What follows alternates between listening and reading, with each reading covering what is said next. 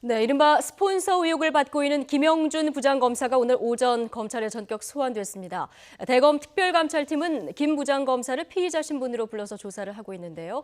자, 김 부장검사를 왜 비공개로 소환을 했을까요? 다양한 사회 이슈 백성문 변호사와 짚어보겠습니다. 안녕하십니까? 네, 안녕하세요. 예, 자, 대검 특별감찰관이 비공개로 오늘 김 부장검사를 네. 소환했는데요. 뭐 특별한 이유가 있는 겁니까? 일단 검찰에서는 그렇게 얘기를 합니다. 공보준칙상. 예, 이 공보준칙이라는 건 제가 일단 뭐죠? 좀 이따 설명을 드릴 텐데요. 네. 공보준칙상 일단 비공개로 소환을 했다라고 그냥 밝히고 예. 감찰팀에서 조사를 하거나 이렇게 수사를 진행하는 경우에는 언론에 공개한 적이 없다는 이유를 들었는데요. 네. 이제 공보준칙이 뭐냐면요. 2010년도에 만들어진 겁니다. 예. 이게 법무부 훈령인데요. 원래 이제 원 제목은 인권 보호를 위한 수사 공보준칙입니다.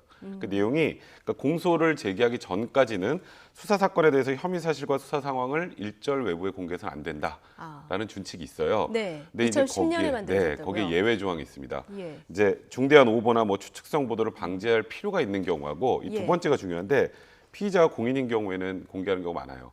근데 아시겠지만 뭐 롯데가 수사할 때 다 포털라인 쓰잖아요. 그러니까요. 그 정은호 게이트 관련된 분들 다 예. 포털라인에 섰죠.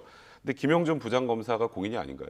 공인이라고 저는 보이는데요. 아, 진정한 공인이죠. 우리나라 네. 검찰 부장검사 출신이신데. 그러니까요. 그러니까 이런 부분이 물론 뭐 감찰팀에서도 이유가 있겠지만 네. 이게 굳이 비공개로 해서 또 예. 국민들이 또 제 식구 감싸게 하는 거 아니냐라는 의혹을 받을 필요가 있는가.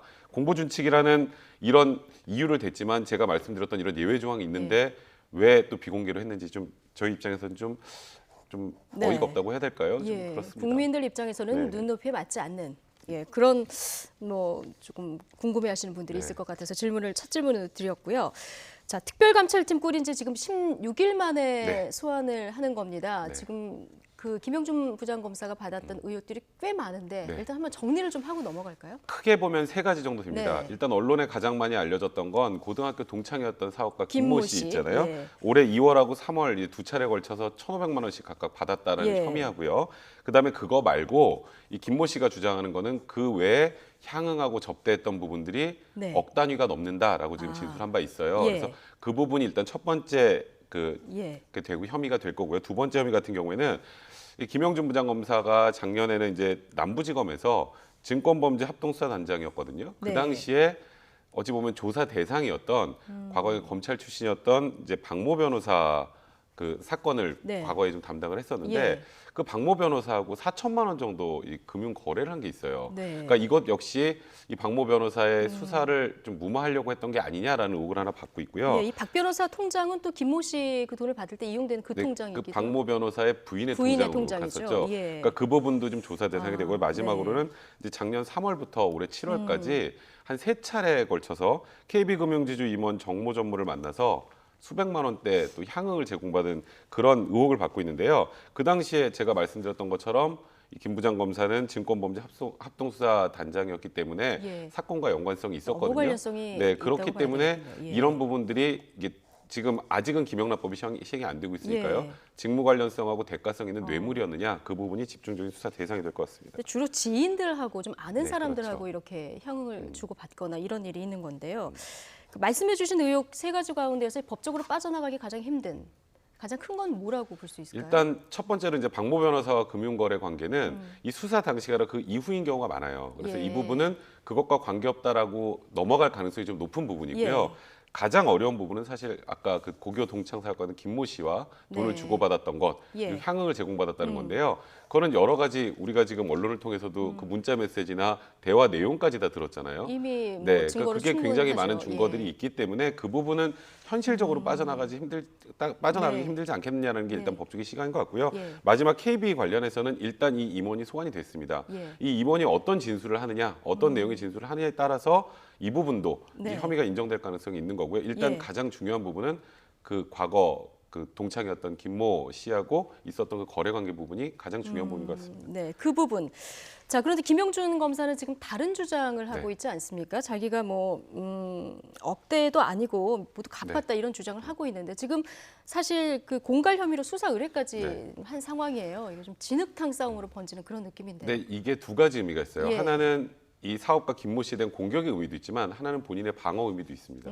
왜냐하면 나는 이 사람한테 돈을 빌렸고 네. 그 빌린 돈을 다 갚았는데 그럼에도 불구하고 저쪽에서 이걸 가지고 협박을 해서 예. 추가로 돈을 줬다는 돈을 거예요. 더 줬다. 네, 그러면 나는 받은 게 없는 거 아니에요. 네. 그러니까 나는 공갈의 피해자다라는 걸 강조하면 나는 그러다 보니 나는 이미 받은 걸 다 돌렸으니까 뇌물죄와 관계가 없다라는 걸 주장하기 위해서 사전적 포석이 아닌가라는 생각이 좀 들어요. 근데 아까 제가 이런 말씀을 한번 드렸는데 3천만 원 정도를 받고 그 다음에 3천만 원을 돌려줬으니까 그냥 일반적인 시각에서 보면 그럼 다 갚았네라고 생각을 하실 수 있는데 예. 문제는 이 3천만 원을 갚은 시기입니다.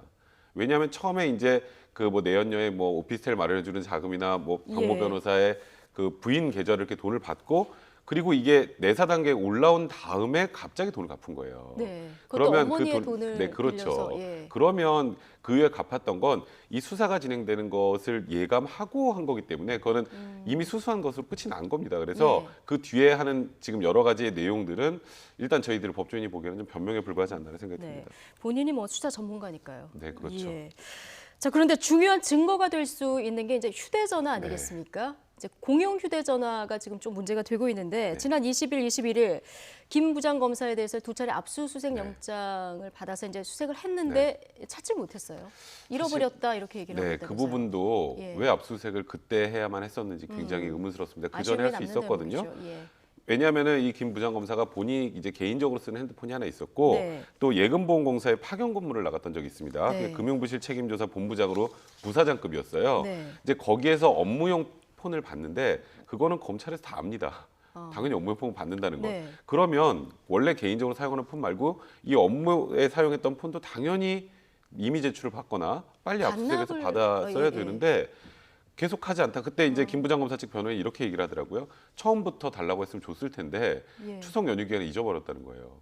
근데 그건 너무 계속 가지고 네, 있다가 네, 가지고 있다 잊어버렸다는 하필 겁니다. 추석 연휴 네. 기간에. 그러니까 그런 부분이 사실 납득이 잘 안 되잖아요. 예. 근데 이게 왜 문제가 되냐면 네. 일각에서 이런 얘기합니다. 어차피 그 김 사장이라는 사람의 휴대폰 3개에서 이 김 부장검사랑 나왔던 대화 네. 내용은 전부 다 있으니까 네. 이 핸드폰이 없어도 이거는 뭐 수사인데 전혀 문제가 없는 게 아니냐라고 생각하시는 분들이 있는데 이 휴대전화가 중요한 이유는 네. 이 사건 말고 또 다른 곳에 청탁을 이 핸드폰을 통해서 받았는지 그렇죠. 그런 내용들이 있는지를 확인을 해야 되는데 이 핸드폰이 사라졌으니까 그 부분은 난 모른다고 하면 그만인 상황이 돼버린 네. 겁니다. 좀 잃어버렸다고 하는 그런 상황에서 증거인멸 혹시 이런 가능성도 검찰이 조사할까요? 근데 검찰 입장에서는 그게 고의로 이제 어쨌건 핸드폰을 없애버렸는지를 수사를 하겠다고 하는데요. 네. 그거 어떻게 조사하나요?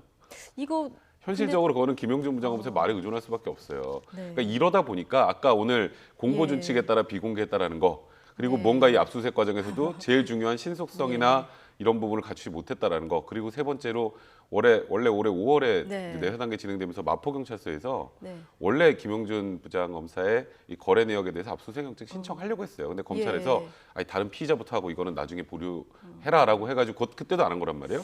이런 걸 다 보면 과연 검찰이 제대로 수사할 의지가 있는 건지 국민들이 보면 좀 답답하실 것 같아요. 그렇죠. 이래서 이제 제 식구 감싸기란 비난이 계속 나오고 있는 그런 상황인데요.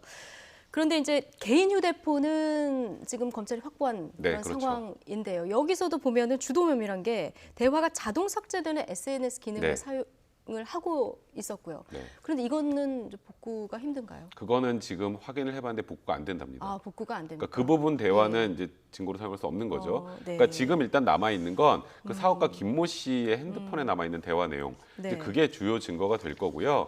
그걸 기초로 해도 최소한 네. 이 김모 씨하고 이 김 부장 검사와의 그 부적절한 관계 관련해서는 일단 기소가 가능할 것 같은데 이제 국민들이 생각하기에는 이것만 있었겠느냐잖아요. 지금 네. 뭐 조금 전에 아까 말씀드렸던 KB 쪽 임원과 또 접대를 받았던 의혹들도 있고 네. 그 외에 또 금융조사 관련이면 굉장히 많은 대기업들을 그렇죠. 상대가 된단 말이에요. 예. 그러니까 또 다른 뭔가 혐의가 있을지도 모르는데 예. 그런 부분에 대해서는 앞으로 조사가 사실상 불가능해진 겁니다. 아, 그렇군요.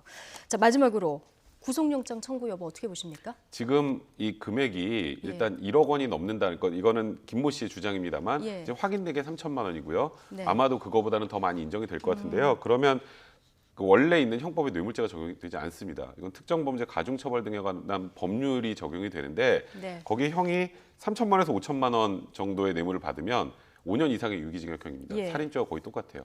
아, 그렇기 때문에 이거는 당연히 구속영장이 청구돼야 될 사안인데요. 다만 검찰이 증거를 많이 확보하고 못하면 네. 그 증거 불충분으로 또 영장이 기각되는 경우도 있단 말이에요. 예. 그러니까 검찰이 정말 적극적으로 수사하겠다는 의지를 보일 거면 네. 이제 증거를 철저히 갖춰서 구속영장 청구하는 모습 그것까지 지켜봐야 될 것 같다는 네. 생각이 듭니다. 검찰 수사 의지에 달려 네. 있겠군요.